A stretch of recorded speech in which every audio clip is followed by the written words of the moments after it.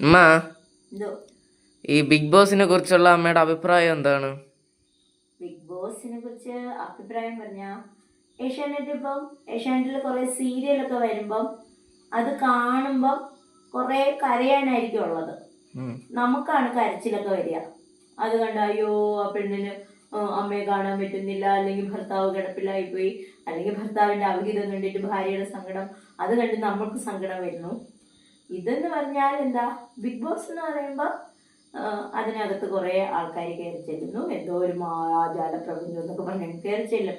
അവിടെ ചെല്ലുന്ന പിറ്റേന്ന് മുതൽ അയ്യോ എനിക്ക് ലിപ്സ്റ്റിക് ഇടാൻ കഴിയുന്നില്ലേ, എനിക്ക് നല്ല ഉടുപ്പില്ലേ, പിന്നെ ഞാൻ എന്നും രാവിലെ കഴിക്കുമ്പോൾ എൻ്റെ അമ്മ എനിക്ക് ബിസ്ക്കറ്റ് തരുമായിരുന്നു, ഇപ്പം എനിക്ക് ക്രീം ബിസ്ക്കറ്റ് കിട്ടുന്നില്ല, ഞങ്ങൾ പരിപ്പ് കറിയും കൂട്ടിയാണ് ചോറ് കഴിക്കുന്നത്, പരിപ്പ് കലക്കി കുടിച്ചാണ് ഞങ്ങൾ ജീവിക്കുന്നത്. ഇങ്ങനെയൊക്കെ പറഞ്ഞ് പരാതിയും പരിഭവങ്ങളും എൻ്റെ കുഞ്ഞിനെ കാണാൻ കഴിയുന്നില്ല, അങ്ങനെ ചെയ്യുന്നില്ല, ഇങ്ങനെ ചെയ്യുന്നില്ല എന്നൊക്കെ പറഞ്ഞ് കുറേ പരാതിയും പരിഭവവും അവരുടെ നിലവിളിയും വഴക്കും ഒക്കെ ആൾക്കാർ കണ്ട് അവർ ചിരിക്കുന്നു.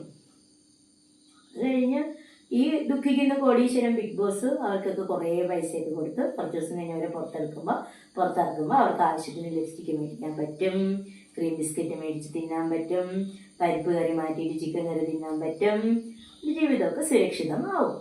അങ്ങനെ ഒരു പരിപാടി. വേറെന്ത് പറയാൻ.